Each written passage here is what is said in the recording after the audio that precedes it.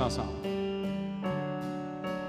D'âge en âge, tu as été un refuge, un abri. Avant que les montagnes soient, ô Dieu, tu étais là. Mais nous ne sommes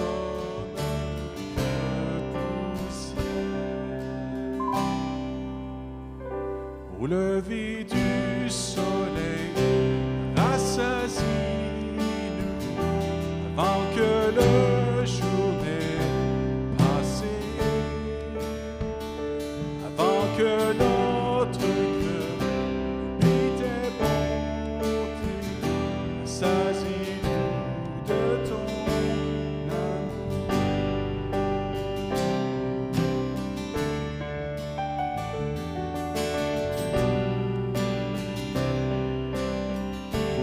et nos péchés. Pour nos fautes et nos péchés, Jésus fut crucifié. La colère de Dieu apaisée, Jésus a tout payé. Oh, quelle grâce!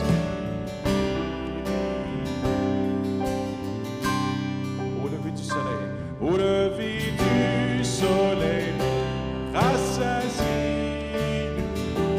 avant que le jour n'ait passé, avant que notre cœur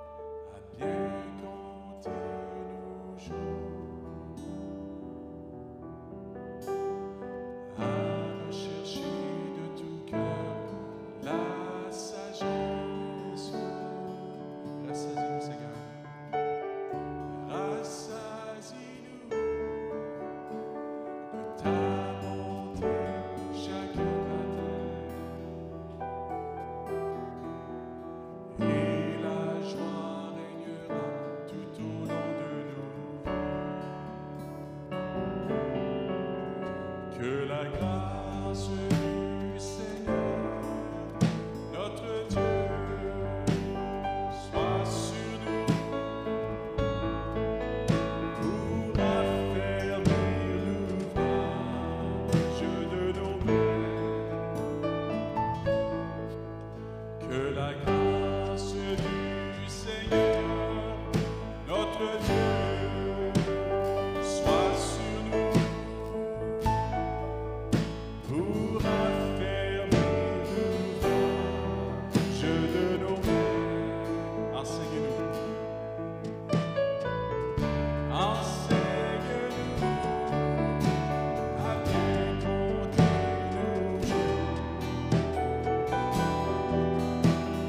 à rechercher de tout cœur la sagesse. Rassasie-nous de ta bonté chaque matin, et la joie régnera tout au long de nos vies. Que la grâce du Seigneur, notre Dieu, soit sur nous pour affermir l'ouvrage de nos mains. Que la grâce du Seigneur, notre Dieu, soit sur nous pour affermir l'ouvrage de nos mains. Seulement les voix. Que la grâce. Que la grâce du Seigneur, notre Dieu, soit sur nous pour affermir l'ouvrage de nos mains. Seigneur.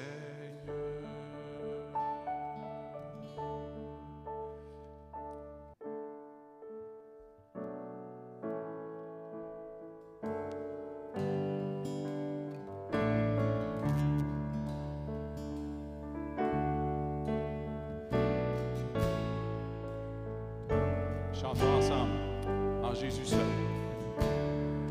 En Jésus seul est mon espoir, lui la lumière, ma force, mon chant, terre angulaire, solide rempart. Même quand l'orage devient violent, oh quel amour, oh quelle paix, les luttes cessent, la vie se tait, mon réconfort, mon plus grand bien, dans l'amour du Christ je me tiens.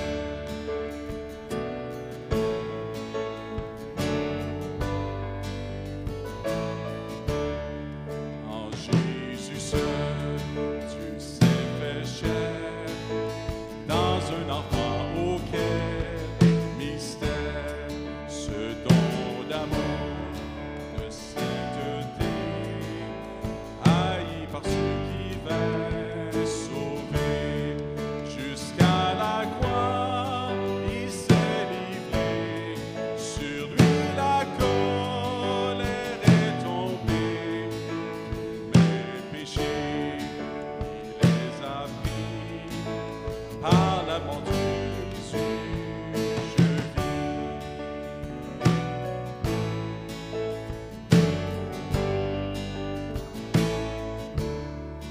Là dans la tombe, il reposait, lumière vaincue par les ténèbres. Quel jour glorieux, il apparaît, d'entre les morts il se relève, et sur ma vie, par sa victoire, le péché perd tout son pouvoir. Il est à moi, je suis à lui, racheté par le sang du Christ. Sommet les voix. Je vis en paix. Je vis en paix, je meurs sans crainte, gardé par la puissance du Christ, du premier cri au dernier souffle. Jésus est maître de ma vie. Les plans des hommes où tu m'amènes ne peuvent m'arracher de sa main. Il revient, me rappelle, par la force qui Dieu tient les plans des hommes où tu m'amènes ne peuvent m'arracher de sa main. Il revient, me rappelle, par la force qui se tient. Et qu'il revienne ou me rappelle, par la force qui je tiens.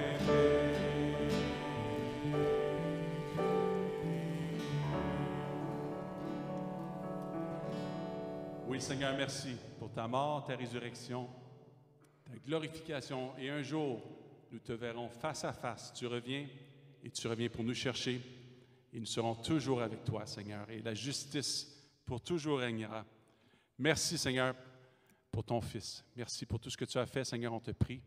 Et merci, Seigneur, de bénir ce temps où on va prendre le pain et la coupe dans le précieux nom de Jésus. Amen, amen. On peut s'asseoir. Seigneur, on veut te remercier de ce que ton Esprit Saint, c'est lui qui nous accorde tous les bénéfices de ton œuvre à la croix, Seigneur Jésus. Et comme tu l'avais dit à tes disciples, il vous est avantageux que je m'en aille, car le Père va vous envoyer le Consolateur. Seigneur, je veux prier, entre autres, pour tous nos enfants et nos petits-enfants, afin qu'ils ne soient pas simplement dans une religion, ils ne soient pas simplement, Seigneur Dieu, dans une communauté comme une philosophie de vie. Parce que, Seigneur Dieu, ils vont vivre dans un monde qui a été contrôlé, qui a été pris par la secte des athées.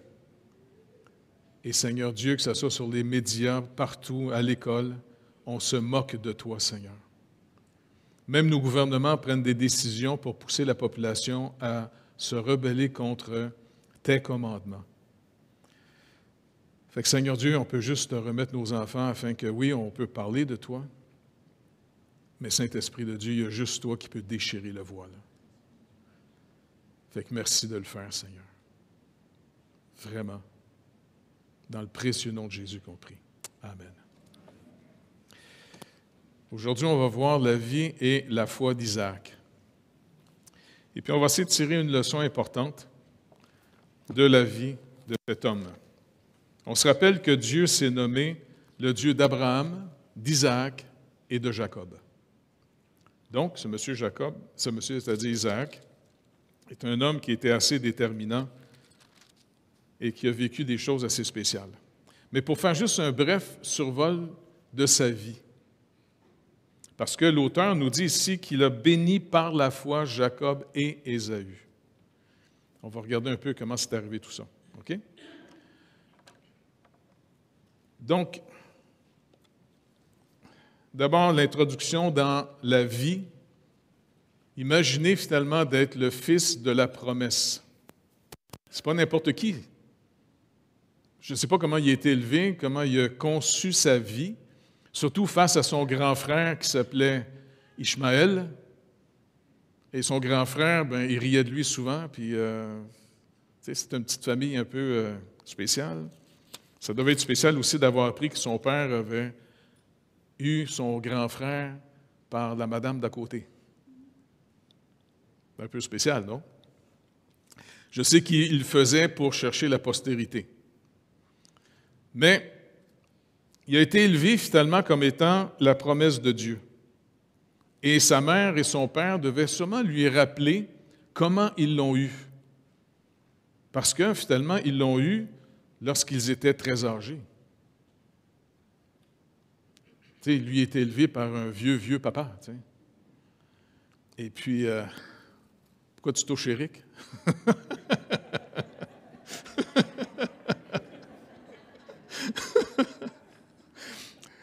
Et puis, finalement, quand ils racontaient leur histoire, ils parlaient toujours de la fidélité de Dieu.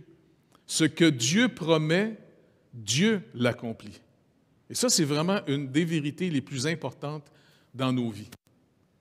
Quand Dieu fait une promesse, eh bien, c'est lui qui l'accomplit. Et trop souvent, on a l'impression, quand on discerne ou on croit discerner la volonté de Dieu, on a l'impression des fois que Dieu dépend de nous pour que ça marche. Dieu ne dépend pas de nous autres. Ça, c'est très rassurant. La seule chose qui attend de nous, c'est notre obéissance. Il faut juste marcher par la foi. Et c'est comme ça qu'on va voir ce qu'il promet, il l'accomplit. D'où, je sais que je suis un peu un fanatique de mission, là. Mais pour moi, une Église qui n'a pas une mission, c'est une Église qui a démissionné. C'est une Église qui devient un genre de petit groupe de petites personnes internes, là, juste pour eux-mêmes, là. Et puis, inévitablement, je ne sais pas si vous êtes comme moi, mais moi, moins je sors, moins je veux sortir. Ces temps-ci, je suis chez nous, puis comme j'ai dit à ma femme, c'est la première fois, je pense que c'est la première fois de ma vie que je suis resté aussi longtemps chez nous. Je ne suis jamais resté aussi longtemps que ça chez nous. Merci Seigneur pour la pandémie. Je sais que vous ne l'avez pas aimé, mais moi, je l'ai bien aimé. Et mes plantes ont survécu. Mais, savez-vous quoi? Quelquefois, quand il faut que je sorte, on dirait que je suis obligé de me brasser.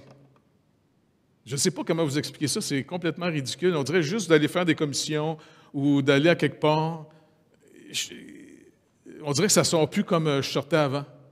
J'ai comme une genre de crainte niaiseuse là, qui me... Je ne sais pas comment expliquer ça. Mais c'est pas grave, tu sais.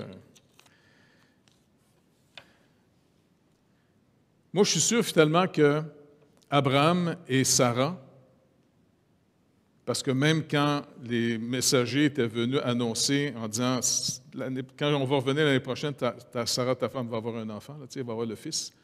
Elle-même s'était mise à rire en disant est-ce que mon mari a encore des désirs pour moi? Y est-tu encore capable? Parce qu'oubliez pas, dans ce temps-là, il n'y avait pas la petite pilule bleue. Et puis, finalement, j'ai l'impression que le couple, il y a un danger, finalement, de lire la Bible et de lire dans une idée tout idéaliste, comme si c'était des gens incroyables, des gens merveilleux. Non, c'était des gens pareils comme nous autres. Ils sont l'œuvre de Dieu. Abraham est l'œuvre de Dieu.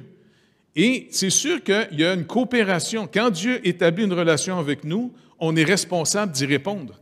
Malgré finalement ses craintes, parce que c'est un homme normal, ce n'est pas un gars qui avait le goût de mourir. C'est ça qu'il avait dit à sa femme, vous vous rappelez? On va passer les frontières, les douaniers vont me demander finalement, t'es qui? Vu que tu es tellement belle, eh bien, ils vont vouloir te tuer pour te marier. Parce que dans ce temps-là, c'était moins grave de tuer le mari, mais si tu prenais la femme d'un gars marié, c'était grave. Fait que si tu tues le gars, là, tu es en règle, tu pourrais apprendre après. Fait qu'il dit que tu es ma sœur. C'est une petite menterie parce que c'était quasiment vrai. Il était finalement de la même famille, c'était sa demi-sœur. Et puis, finalement, ils devaient raconter ça à leur fils Isaac, leur histoire de vie. Dieu nous avait promis un fils, on a voulu aider Dieu, et puis même ta mère me dit d'aller coucher avec sa servante, et puis on a eu ton frère Ishmaël. Puis le Seigneur, à un moment donné, il est revenu en disant non. Et puis on a eu de la misère à le croire, mais la foi, ce n'est pas de ne pas avoir de doute. Si vous voulez vivre par la foi, vous pouvez être bourré de doutes dans votre tête. Ce qui va vaincre vos doutes, ce n'est pas de chasser les doutes, c'est de simplement agir par la foi. On vit dans l'obéissance de la foi. C'est ça qui est fascinant. Ce n'est pas un genre d'autosuggestion qui fait que ma foi va être grande parce que j'ai tout chassé mes doutes. Non. Si j'apprends à obéir à la parole de Dieu malgré tous mes doutes et mes craintes, bien, c'est comme ça que de plus en plus, je vais découvrir la fidélité de Dieu. Parce que, comme il est dit de Sarah, elle a couché avec son homme, puis je ne sais pas s'ils couchaient souvent ensemble à cette époque-là, les deux. Là. Pas sûr. Quand je vais les rencontrer au ciel, je vais aller la voir pour lui demander en passant. Et puis, finalement, elle a couché avec, comme il est dit dans le texte, parce qu'elle croyait, verset 11 du chapitre 11, elle crut à la fidélité de celui qui avait fait la promesse. En d'autres mots, elle a couché avec. Oubliez, toute sa vie, cette femme-là était stérile. Tu sais, avec le temps, là, tu sais, toute ta vie, tu es stérile. Ils ont essayé de coucher ensemble souvent, ça n'a jamais marché. Et puis là, elle a dit, OK, on va coucher ensemble. En faisant confiance à celui qui fait la promesse, Dieu. Simplement coucher avec son mari ce soir-là. Et Dieu a fait une œuvre, elle est devenue enceinte. Et puis, quand ils ont eu le petit Isaac, pouvez-vous imaginer finalement comment il devait chérir cet enfant-là, comment ça devait être le but de toute une vie. Écoutez, elle a quitté avec son mari une vie stable, une vie dans une société, dans une ville bien organisée, pour aller vivre dans une terre qu'elle ne connaît pas pantoute, faire du camping depuis 25 ans, avec toujours la même idée qui revenait sans arrêt, Dieu va faire de nous un peuple nombreux. Et puis ça ne marchait pas, ça ne marchait jamais. C'est ça qui est trippant de marcher avec Dieu. Souvent, ça ne marche pas pantoute. Pas vrai? C'est pour ça que c'est important de retourner aux Écritures continuellement, parce qu'il y a un danger de s'imaginer une vie chrétienne à la Walt Disney. Ça, c'est très dangereux. Ce n'est pas une vie qu'on invente, que tout va être bien. Non, le Seigneur, finalement, nous montre sans arrêt des gens bien ordinaires, avec toutes sortes de faiblesses comme nous. Deuxièmement, quand il fait une promesse, il va l'accomplir, mais pour lui, le temps, il n'est pas pressé par le temps. Pierre nous rappelle que dans les derniers temps, puis on fait partie pas mal de ces gens-là aujourd'hui, ça fait déjà 2000 ans que Jésus-Christ est venu, ressuscité, et tout le monde attend son retour. Quand on parle du retour du Seigneur, les gens vont rire de nous autres en disant « Votre Dieu, ça fait, tout le monde l'attendait, même l'apôtre Paul l'attendait à son époque, tout le monde l'attend sans arrêt. » Mais quand il dit « Il va revenir bientôt », je vous garantis, quand il va venir, ça va être assez rapide d'un coup. Ses enfants vont se réjouir, mais j'imagine le restant de la planète, ça va être le flip total.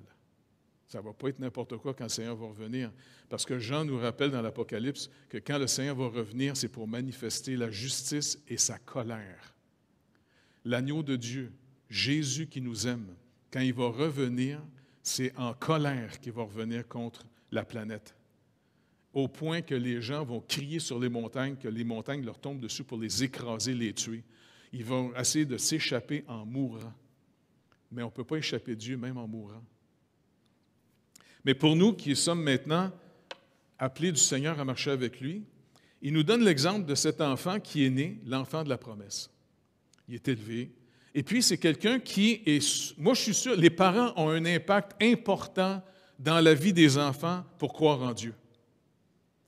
Parce que les enfants vous regardent vivre. On peut parler, puis parler, puis parler, puis parler, pas vrai? On est bon pour parler. Mais ils vont surtout vous regarder vivre, plutôt que d'écouter tout le temps ce qu'on parle. Et quand on a des épreuves, comment nous, on manifeste, comment on s'attend à Dieu? Comment on marche avec lui? Est-ce qu'il nous voit prier? Est-ce qu'il nous voit s'attendre au Seigneur? Est-ce qu'il nous regarde?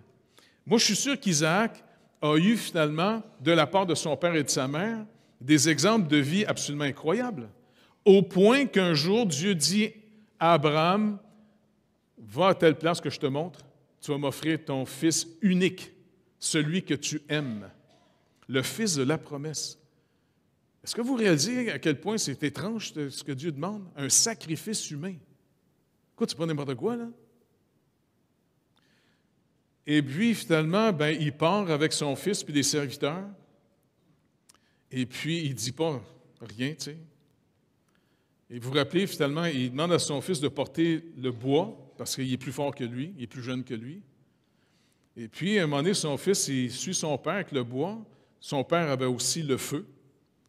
Et puis, il dit à son père, « Écoute, on a le feu, on a le bois, mais il est où l'offrande? » Et il déclare, « L'Éternel pourvoira lui-même. Il sera pourvu sur la montagne de l'Éternel. » Bon, il dit, OK. Isaac, il fait confiance à son père, et je suis sûr qu'il fait aussi confiance au Dieu de son père. Au point que son père fait un autel, met une pierre, il dit à son fils, lorsqu'il met le bois, il dit à son fils, viens ici, il l'attache, il couche sur le bois. Et lui, il se laisse faire. Après ça, il prend le couteau. Il me semble que tu regardes ton père avec un couteau qui s'en vient. Et là, il entend une voix. C'est Dieu qui parle. OK, arrête. Il a manifesté son obéissance.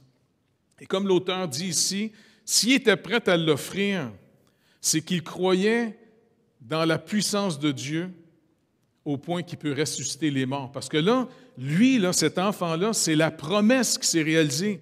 C'est sa postérité. C'est de lui, finalement, que va sortir tous les peuples. C'est de lui, finalement, que va venir même le salut du monde. Toutes les nations du monde, toutes les familles du monde vont être bénies de sa postérité.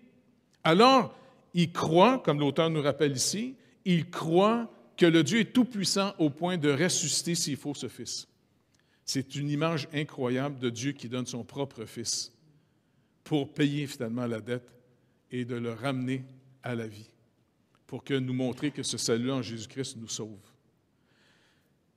Et puis, finalement, il ne tue pas, et ils vont retourner après, parce qu'il y avait un bouc qui était pris finalement, il va offrir finalement la bête. Ils retournent chez eux.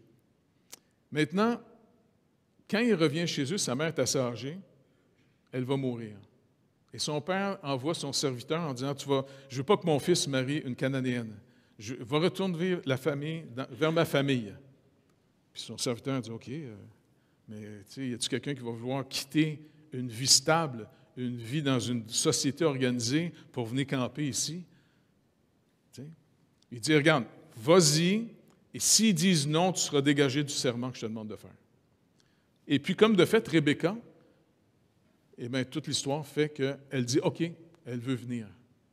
Et quand elle vient, elle devient la femme d'Isaac. Et ils s'en vont dans la tente de sa mère qui était morte. Et c'est là, finalement, qu'ils se sont aimés et qu'ils sont devenus, finalement, un couple. Et puis, elle est tombée enceinte, la madame, de 2 enfants, des jumeaux. Et pendant qu'elle est enceinte, les jumeaux se battaient en dedans d'elle. Je ne sais pas comment ça se passe, rien que les madames qui peuvent comprendre ça. Là, parce que, je sais, des fois, ça fait des petits coups de pied. Hein, Et puis, au point qu'elle ne comprend pas ce qui se passe, parce que, n'oubliez pas, encore une autre chose que Dieu aime. Qu'est-ce qu'elle avait de particulier, Mme Rebecca? Elle était stérile. Coudonc, on dirait que le Seigneur se choisit toujours des madames stériles. Et puis, finalement, Isaac a prié pour elle pour que le Seigneur, finalement, puisse lui accorder un enfant. Et puis, elle en a eu 2 d'un coup. Et puis, vu qu'ils se battent, elle ne comprend pas, coudonc, je suis enceinte, ça donne quoi, là, tu sais? Elle va consulter l'Éternel. Je ne sais pas comment à l'époque ça se faisait, mais le Seigneur lui répond en disant, c'est parce qu'il y a en toi 2 nations qui vont, à ta sortie, à la sortie, ils vont déjà se séparer. Ce ne sera pas un seul peuple. Et le plus grand va être soumis au plus petit. Et c'est Ésaü qui sort le premier, un genre de petite boule rouge. Et puis, finalement, son petit frère Jacob, il tenait par le talon. Et puis, finalement,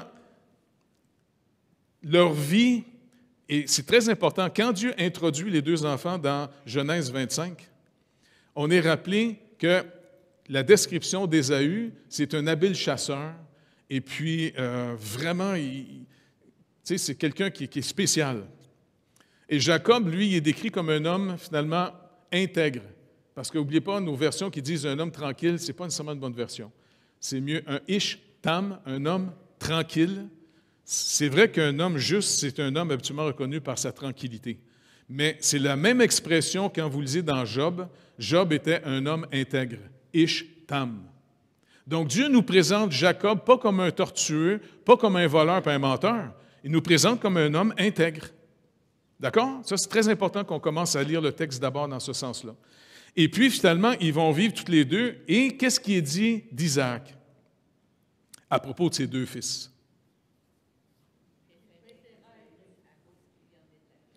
Il aimait mieux Ésaü, parce que Ésaü, c'est un chasseur, et puis Isaac, qui était extrêmement riche, n'oubliez pas, il était extrêmement prospère et riche, il a plein de troupeaux, le gars. Mais c'est un blasé, tanné de manger de la vache peut-être, ou de la chèvre, je ne sais pas trop, et il aime bien ça, manger de la gazelle, ou je ne sais pas trop quoi, là, tu sais. Et puis, il aime énormément son fils Ésaü, et il se tient avec lui, il l'aime à cause de ce que Ésaü lui amène une vie, pour lui, intéressante.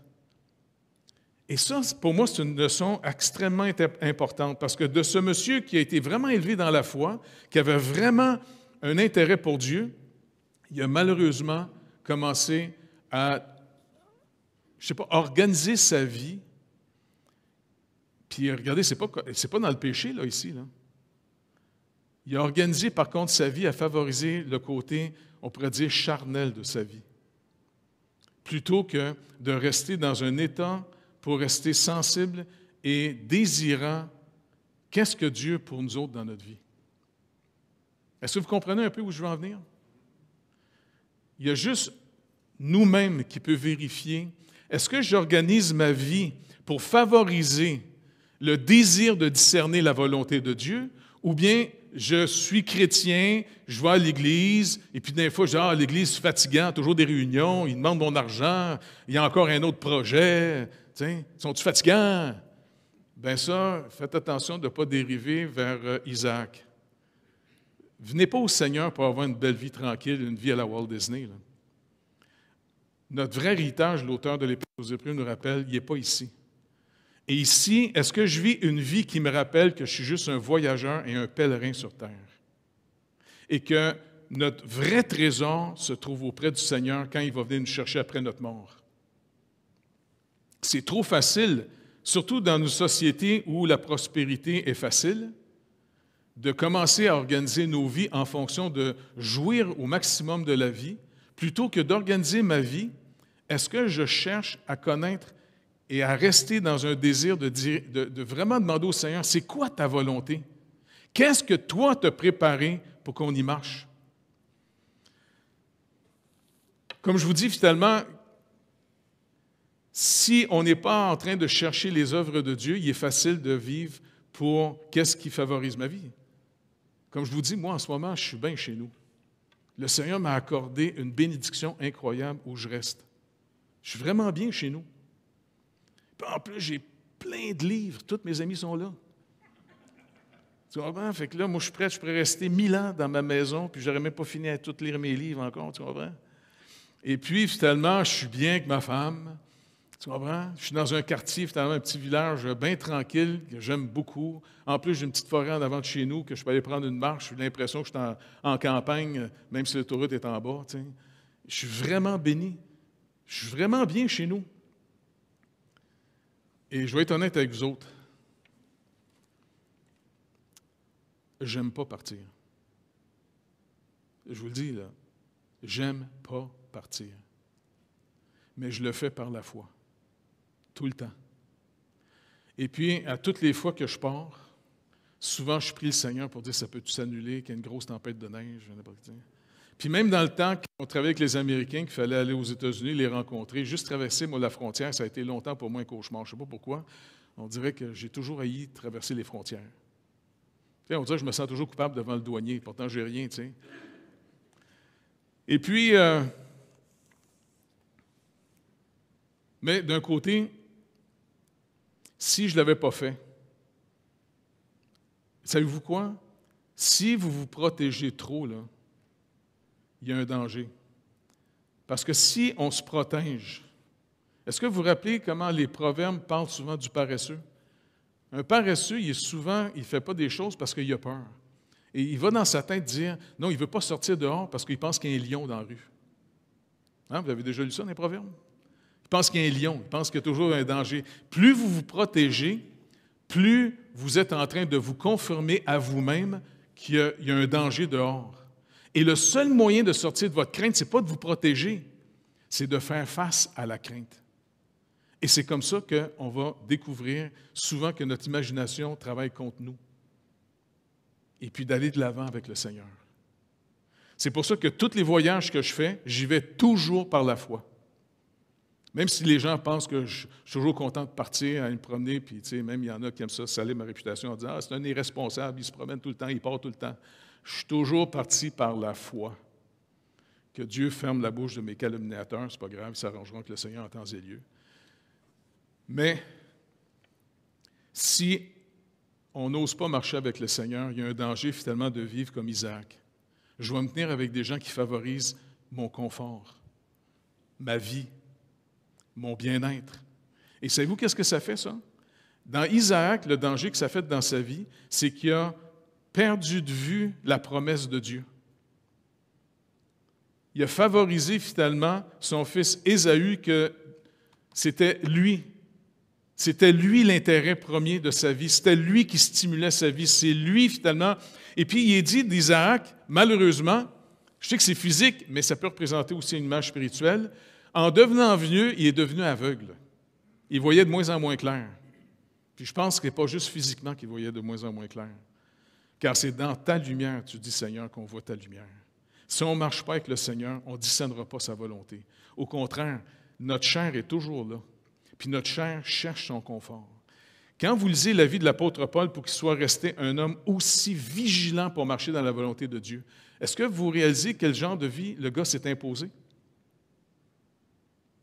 Qu'est-ce qu'il faisait entre autres l'apôtre Paul?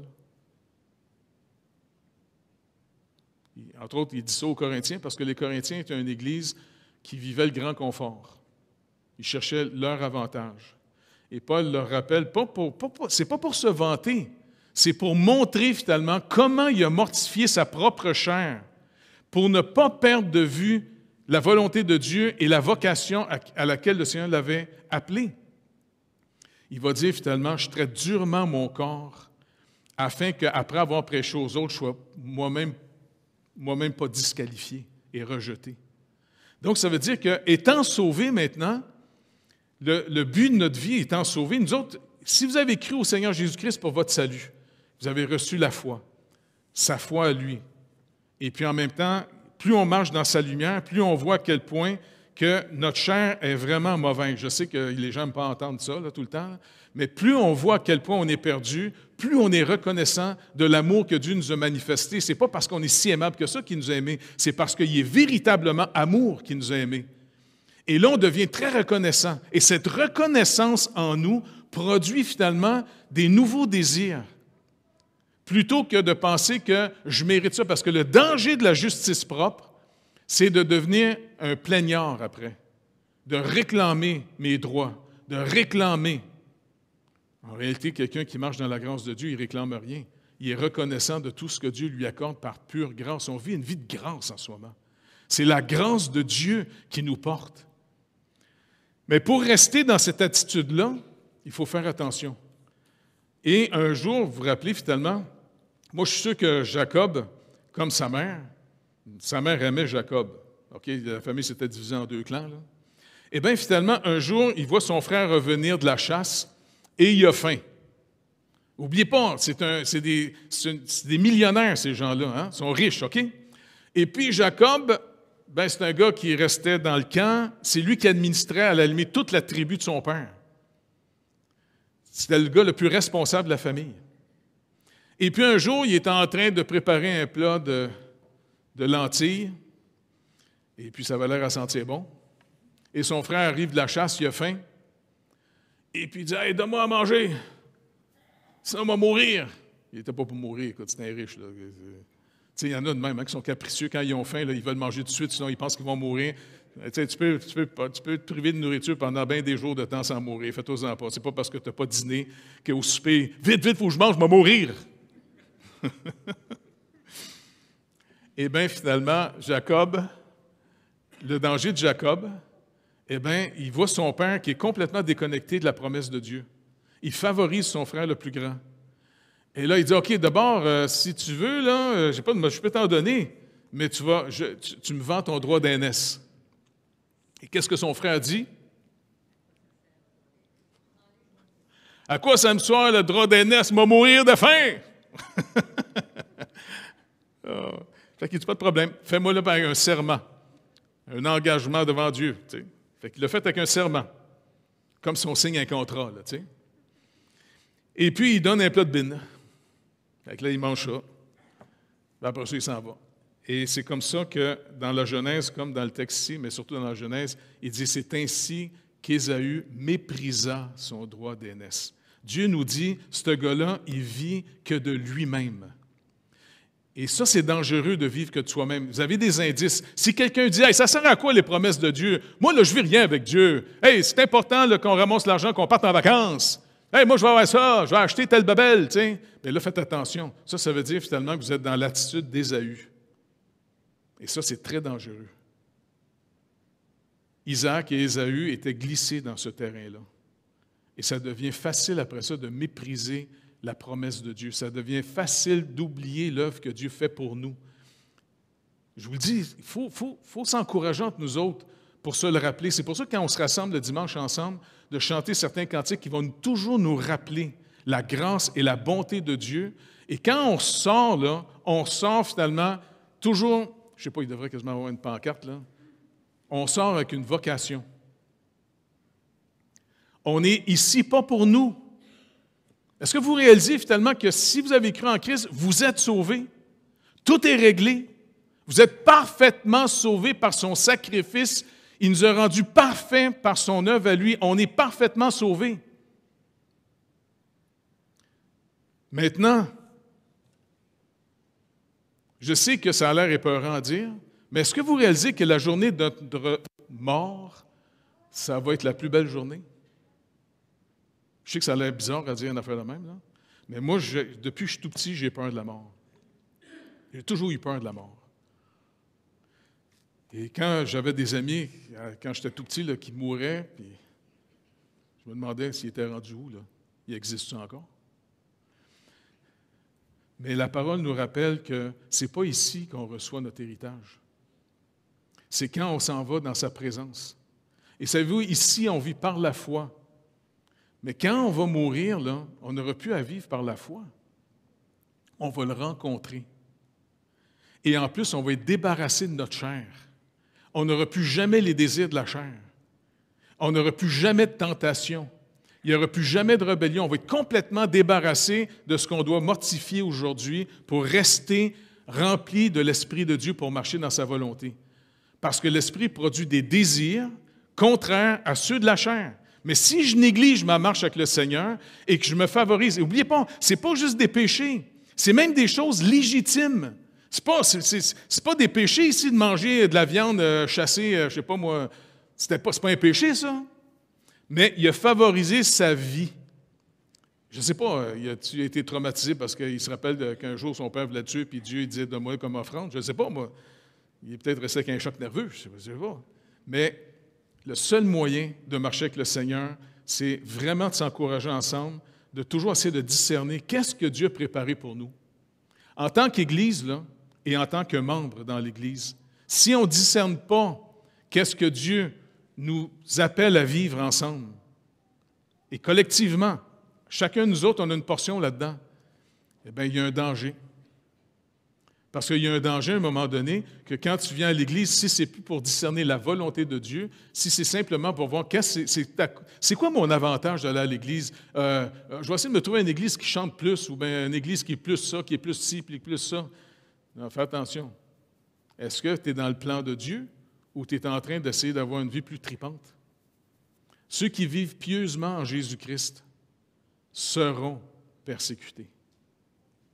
Et donc, c'est pour ça que moi, je trouve ça important de voir que Jacob, malheureusement, il a essayé d'accomplir la promesse de Dieu en achetant le droit de son frère. Ce n'est pas illégal ce qu'a fait. Son frère était libre d'y vendre ou non. Et il a vendu. Et la Bible nous dit, c'est de la manière qu'il a méprisé son droit d'aînesse.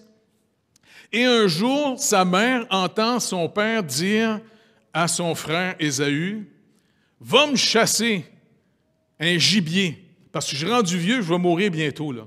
Puis, regarde, va me chasser un gibier, prépare-moi là comme je l'aime, et fais-moi triper avec un super repas, et puis quand je vais être tripant, mon âme va te bénir.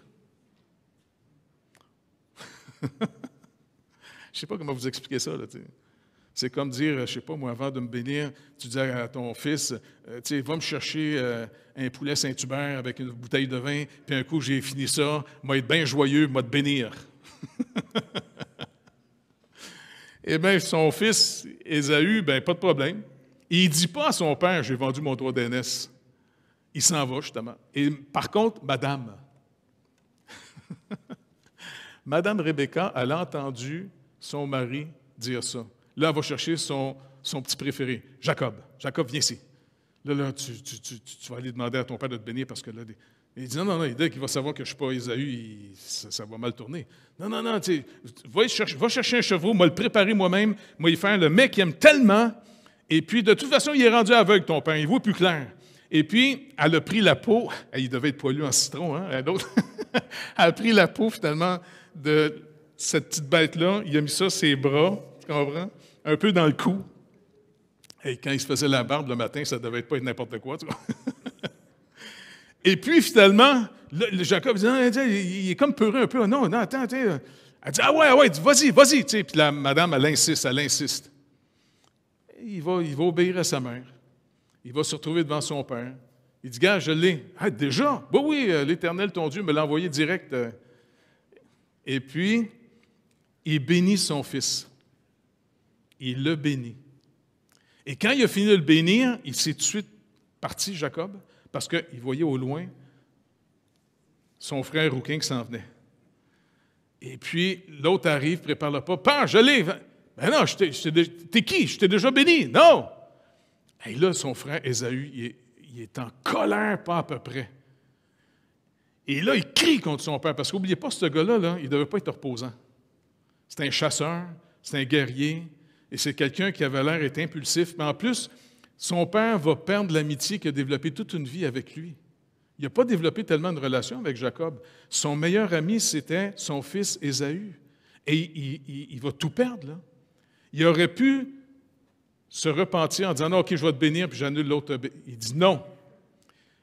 Il dit ici, l'auteur nous rappelle, il l'a béni par la foi. Il a béni les deux par la foi. En d'autres mots, c'est comme s'il y a eu une repentance. J'ai négligé de marcher avec Dieu. J'ai perdu les intérêts de la parole de Dieu de l'époque. Mais là, non. Ce que j'ai béni, ça va rester béni. Et en passant, tu vas être son serviteur. Et son frère, il capote bien raide. Il crie, il fait tout, là, tu sais. Et Isaac va tenir ferme. Et ça, c'est vraiment important de voir ici. Il a réussi, à la fin de ses jours, de ressaisir finalement la volonté de Dieu dans sa vie. Moi, je pense que ça sera une leçon pour nous autres. Pour moi, entre autres, là. Si je laisse mes craintes gouverner ma vie, si je cherche plus mon confort que la volonté de Dieu, inévitablement, m'a dérivé. Et puis en plus, ça va tout être légal. C'est pas illégal. Tu sais, je pourrais dire, hey, gars, je m'en viens vieux, moi, j'ai besoin de repos. Tu sais, pas vrai? On peut se raconter toutes sortes d'histoires. Et puis, le but du Seigneur, c'est de dire, regarde, tu n'es pas encore rendu chez vous ici. En d'autres mots, rappelle-toi comment j'ai formé Israël. Quand je les ai sortis d'Égypte, je ne les ai pas amenés directement dans le pays. Parce qu'ils auraient pu passer par le fameux chemin des Philistins, vous vous rappelez? Mais Moïse a été dirigé par le Seigneur pour les amener devant un obstacle. D'après vous, pourquoi, selon la parole de Dieu, le Seigneur les a amenés devant un obstacle qui était la mer? Il va même stimuler Pharaon à se lever pour aller les rechercher, pour ouvrir la mer, les faire vivre 40 ans dans un désert. D'après vous, pourquoi il les a amenés là? Comment? Exactement, parce que le texte nous dit juste avant, le Seigneur n'a pas fait passer par le chemin des Philistins, parce que s'ils avaient passé par là, ils n'auraient pas su comment vivre avec Dieu face aux Cananéens dans sa volonté. Ils ont dû apprendre que dans le désert, tu ne peux pas vivre dans le désert.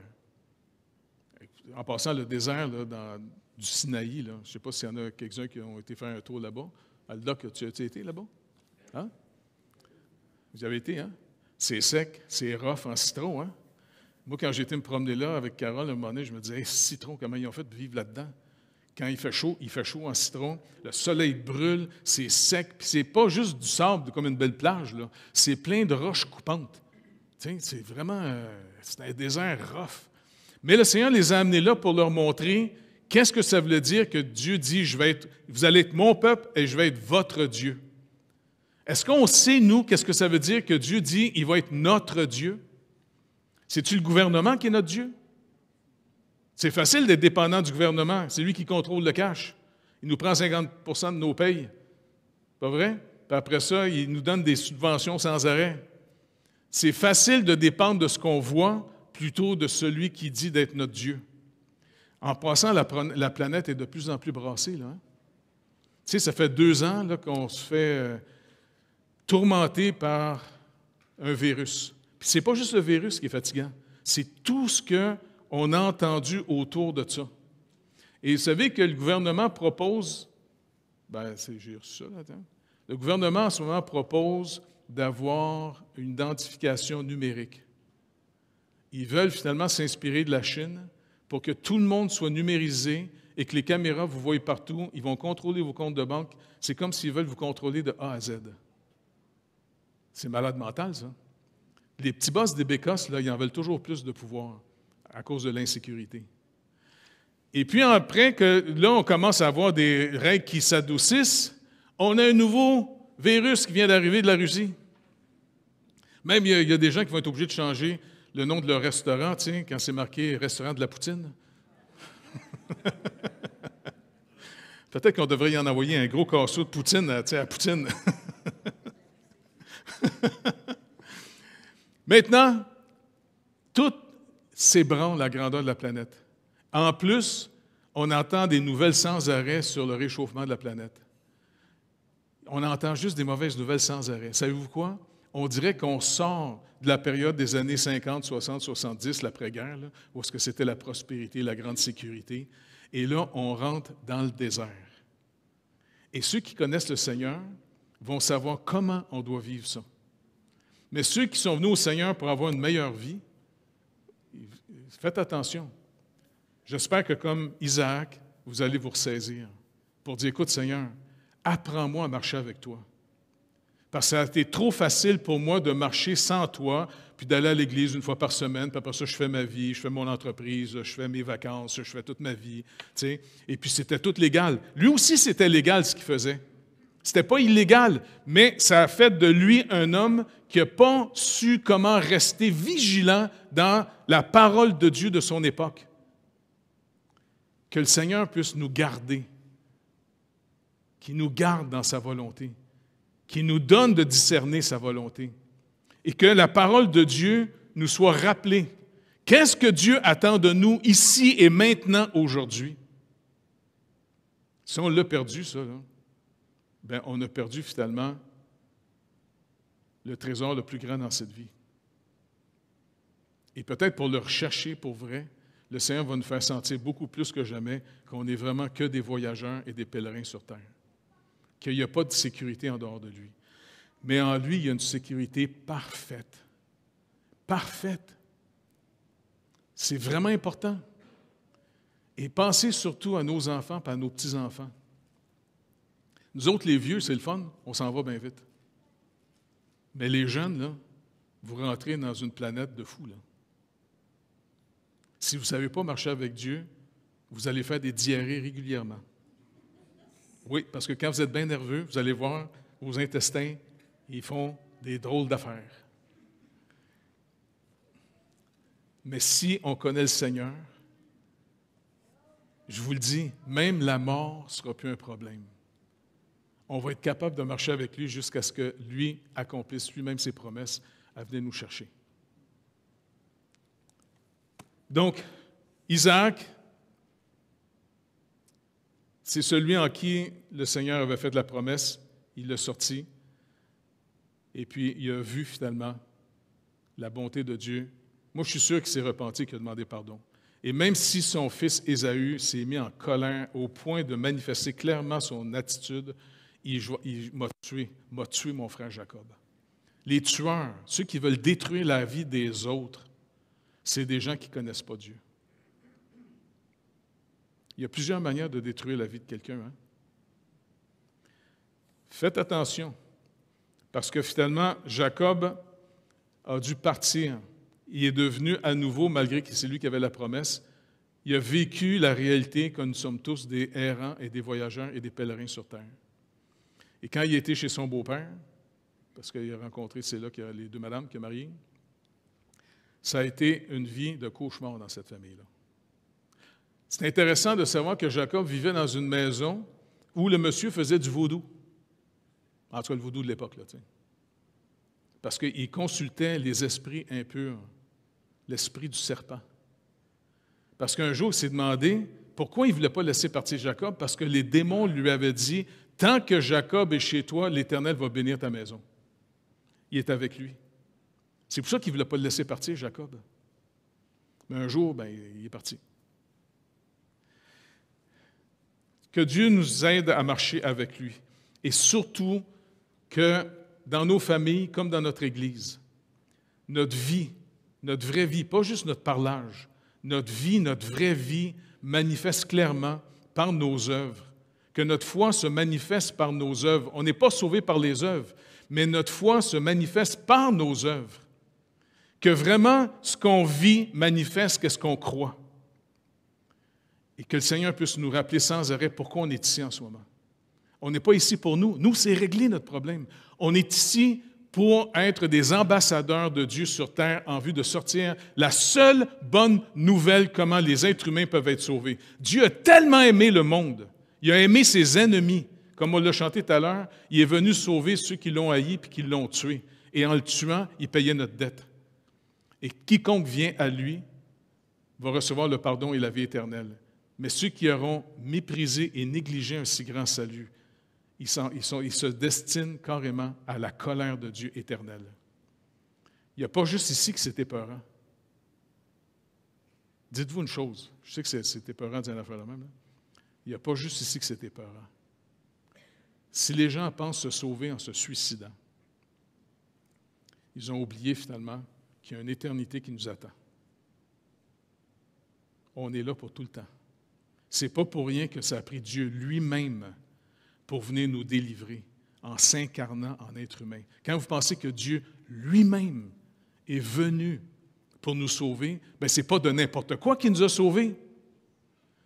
C'est pour ça que l'auteur de l'Épître aux Hébreux nous dit « Comment échapperons-nous en négligeant un si grand salut? » Il y a un danger dans l'Église même de le prendre comme à la légère, cette affaire-là, puis de vivre une vie qui devient un mauvais témoignage pour les autres autour de nous autres. Est-ce qu'on inspire les gens quand ils nous voient vivre que Dieu existe? Ou quand ils nous regardent vivre, ils disent non, s'il se dit chrétien, il vit tout croche, puis c'est un peu heureux. Il vit rien que pour lui. Il vit juste à son avantage. Il va à l'Église parce que finalement, c'est un superstitieux. Est-ce que ma vie manifeste ce que je crois? Et quand je parle, est-ce que c'est correspondant à ce que je vis? Ça, pour moi, c'est vital, parce que bientôt, je vais comparaître devant le Seigneur. Et puis là, il va nous juger en fonction de ce qu'on a vécu. C'est pour ça que le seul moyen de se débarrasser de nos craintes, ce n'est pas de se cacher, c'est d'y faire face. C'est tout. Il n'y a pas d'autre solution. Si vous ne faites pas face à vos craintes, ils vont grandir de plus en plus parce que vous allez être comme le paresseux dans sa maison qui n'ose même pas ouvrir la porte de sa maison en pensant qu'il y a un lion dans la rue. En tout cas, que le Seigneur vienne à notre secours. Hein? Merci d'avoir défié le verglas aujourd'hui, d'être venu. Vous êtes courageux. Et en terminant, je vais juste rappeler 2 versets. Psaume 37, verset 4 dit « Fais de l'Éternel tes délices, et il te donnera ce que ton cœur désire. » Demandez au Seigneur de dire « Écoute, Seigneur, je sais que tu es trop abstrait pour moi. Moi, je suis un gars de bebelle, je suis un gars de char, je suis un gars de ci. Écoute, Seigneur, apprends-moi, quitter pour que je t'aime, parce que de toute façon, vous allez toujours finir par ce que votre cœur désire. » C'est pour ça Augustin a dit une phrase géniale, Saint Augustin. Il dit, Aime et fais ce que tu veux. Et là, les légalistes capotent bien raide quand ils disent une affaire de même. Mais quand il dit aime, c'est aime Dieu, et là, ça va donner une liberté de faire ce qui est vrai. Si l'Éternel est l'objet de tes désirs, les désirs de ton cœur, eh bien, inévitablement, ta vie va valoriser de marcher avec Dieu plutôt qu'autre chose. Mais si tu ne fais pas de l'Éternel tes délices, oublie pas, il y a d'autres choses qui sont en train de rentrer dans ton cœur qui, à un moment donné, va t'amener. Les désirs de la chair, les désirs de l'esprit. Demandons à chaque matin au Seigneur, écoute, Seigneur, apprends-moi t'es qui, parce que plus on te connaît, plus on t'adore. Plus on te connaît, plus on t'aime. Plus on te connaît, plus on organise nos vies en fonction de qui tu es et ce que tu dis et ce que tu as fait pour nous.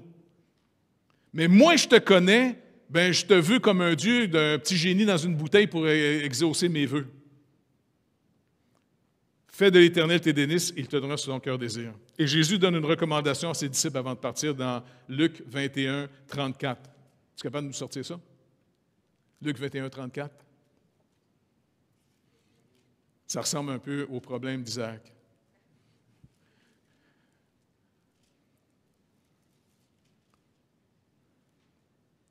Tu le sors-tu? Vas-y.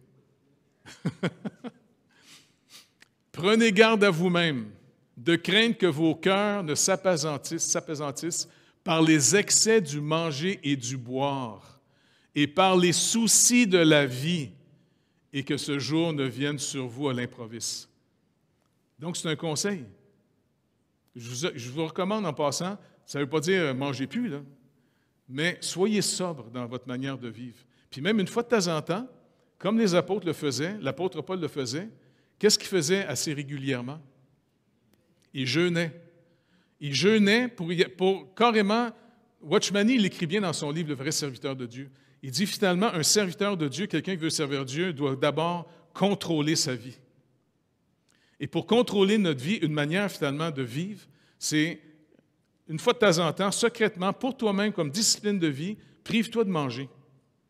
Tu sais, vous ne mourrez pas de faim. On peut faire ça pendant longtemps. Et puis, d'être sobre dans la manière de vivre dans n'importe quoi. Dans les choses légitimes, ce n'est pas illégitime. Je ne vous dis pas, ne buvez plus, ne mangez plus. Il dit, faites attention d'organiser votre vie en fonction des soucis de cette vie. Demandons au Seigneur plutôt de marcher avec lui en fonction de ce qu'il a préparé. Et c'est pour ça que faisons des pas de foi régulièrement, pour défier les craintes que le malin essaie de mettre sur nous. Parce que l'auteur de l'Épître aux Hébreux nous rappelle, au tout début, comment le diable contrôle et tient les gens. Il les garde, il les contrôle par la crainte de la mort. C'est comme ça qu'il les contrôle. Et c'est comme ça que la plupart des gens, même un coup sauvés, ne marchent pas vraiment avec Dieu. Ils vivent pour vivre. Mais en réalité, notre vraie vie, c'est Christ en nous.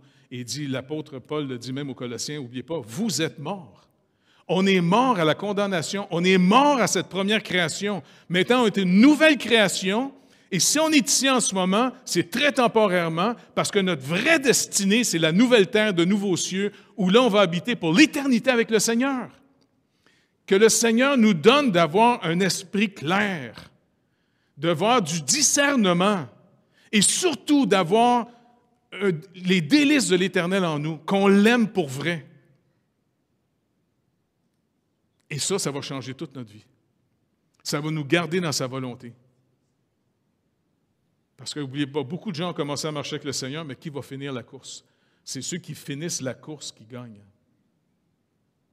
Et Paul lui-même nous a donné un exemple de vie absolument incroyable. Il savait très bien comment il souffrirait à cause de Christ dans cette vie. Il a passé je ne sais pas combien de temps en prison. Il s'est fait battu dans plein de villes. Il s'est fait lapider. À un moment donné, des fois, il n'y avait plus de nourriture.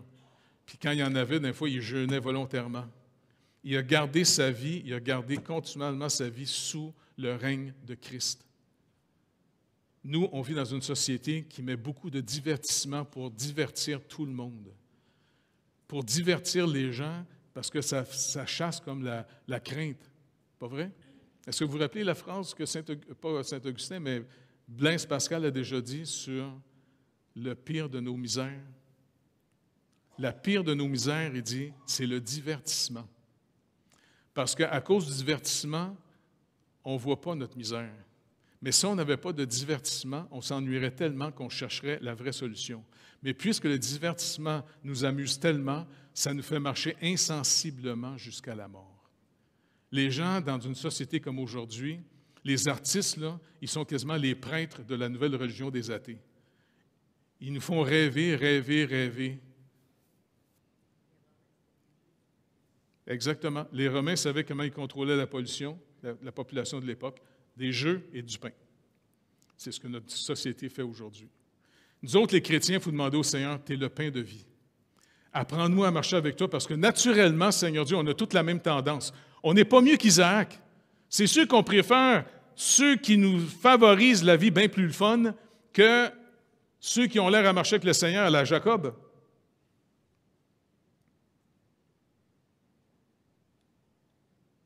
OK, je vais arrêter de vous tourmenter. Fait que Seigneur, je peux juste me tourner vers toi pour te demander une chose. Saint-Esprit de Dieu, il nous est dit dans la parole que tu viens habiter en nous. Seigneur, il y a juste toi qui peux vraiment nous faire entrer dans la réalité de la présence de Dieu dans nos vies. Seigneur, s'il vous plaît, révèle-nous et glorifie Jésus-Christ dans notre vie, afin que ça puisse être les délices de notre cœur. Car si tu deviens les délices de notre cœur, le trésor de notre vie, l'espérance véritable de notre vie, eh bien, Seigneur Dieu, tu dis que tu vas nous donner ce que notre cœur désire. On va désirer ta volonté. On va désirer discerner les œuvres que tu as préparées. Et Seigneur Dieu, on veut aussi devenir, non pas juste des gens qui parlent, on veut être des gens aussi qui manifestent et qui démontrent ce que c'est de marcher avec toi, avec un Dieu vrai et vivant. Seigneur, ces gens-là qu'on a lus, eh bien, ils t'ont connu. Abraham et sa femme ont couché ensemble sur la base de ta parole. Même s'ils ne croyaient plus. Ils savaient qu'il était vieux. Puis elle n'avait jamais eu d'enfant. Mais ils l'ont fait. Ils l'ont fait sur ta parole, comme il est dit ici. Sarah t'a fait confiance. Elle avait confiance dans celui qui a fait la promesse parce que toi, Seigneur, tu peux exaucer, tu peux réaliser ce que tu promets. Tu n'as pas besoin de nous autres pour que ça arrive. Seigneur, s'il vous plaît, Saint-Esprit de Dieu, remplis-nous de la connaissance de la volonté de Dieu, en toute sagesse et intelligence spirituelle. Ce n'est pas une connaissance naturelle, ça. C'est une connaissance que toi seul, Saint-Esprit, tu peux nous donner en illuminant la parole dans nos cœurs. Et collectivement, après ça, on peut discerner ensemble quelle est ta volonté. Et comment, après ça, avec les rôles dans l'équipe que tu nous donnes différents, comment on peut coordonner ces œuvres. Je te remercie énormément pour toute l'équipe qui a été travaillée et joindre notre petite équipe à la Macasa. Merci pour ceux qui donnent un coup de main aussi à l'Église de la Chute pendant que Pasteur Dominique est en congé de maladie. Merci énormément, Seigneur Dieu, pour toute l'équipe à Tiverny. Doc, sa femme, ses enfants, fils aimé, Thévenot, Jocely, tout le monde dans le village qui, Seigneur Dieu, collabore avec nous depuis plus de 20 ans, malgré toutes les choses qui sont arrivées. Tremblements de terre, ouragans, des guerres dans le pays, la menace en ce moment parce que les gangs de rue, les pervers, les méchants ont pris contrôle. Seigneur, apprends-nous à marcher avec toi. Merci, Seigneur Dieu, aussi pour le privilège qu'on a de collaborer avec Pasteur Cudjoe et Pasteur Joe Ganna et de voir leur consécration incroyable à organiser leur vie, à sortir l'Évangile continuellement. Je pense à Pasteur Cudjoe. Même après l'accident d'avion, quand l'avion s'est écrasé, il nous a raconté son histoire. Il était dans l'avion qui s'est écrasé. Une femme était morte sur lui, et puis finalement, il a vu le feu prendre dans l'avion. Et il t'avait demandé une chose. Je ne veux pas mourir brûlé. Et Seigneur, tu l'as sauvé de là. Par ta grâce, tu l'as sauvé. Il s'en allait, Seigneur Dieu, faire de la formation de disciples dans une région. Et cet homme, Seigneur Dieu, un coup sauvé de l'avion, il était à l'hôpital parce qu'il y a eu des blessures, et il a rencontré des gens, des fils d'un homme à qui il avait témoigné de toi, Seigneur Jésus. Seigneur, ces gens-là lui ont même proposé de le ramener en avion, dans leur avion privé. Et il dit, bien, si vous voulez m'amener quelque part, pouvez-vous m'amener, parce que je devais aller faire une conférence. Et le gars, plutôt que de tourner chez eux en traumatisé, il a décidé de poursuivre dans ce qu'il semble avoir discerné ta volonté pour aller à la formation de pasteur dans une autre région. Seigneur, c'est un moyen privilège de travailler avec des hommes comme ça. Ils ne se sont pas donnés à toi pour que tu leur donnes une plus grosse maison, un meilleur char, une meilleure paye. Tu sais, ils ont vraiment compris que tu nous as sauvés afin qu'on soit maintenant devenus sur terre ici ton corps. Et ton corps, c'est pour faire ta volonté, car tu es la tête du corps. Seigneur, s'il vous plaît, c'est trop facile pour nous d'être distraits, surtout dans une société prospère qui nous propose sans arrêt le divertissement. Et on peut perdre beaucoup de temps et d'argent dans ces choses. S'il vous plaît, Père, remplis-nous de la connaissance de ta volonté. Enseigne-nous ta volonté. Et que nos enfants et nos petits-enfants puissent voir dans l'Église qu'est-ce que c'est de marcher avec toi. Pas juste entendre des histoires, de marcher avec toi. Il y a beaucoup de gens ici qui ont marché avec toi et qui ont des histoires concrètes à raconter de toi. Tu es un Dieu vrai et vivant.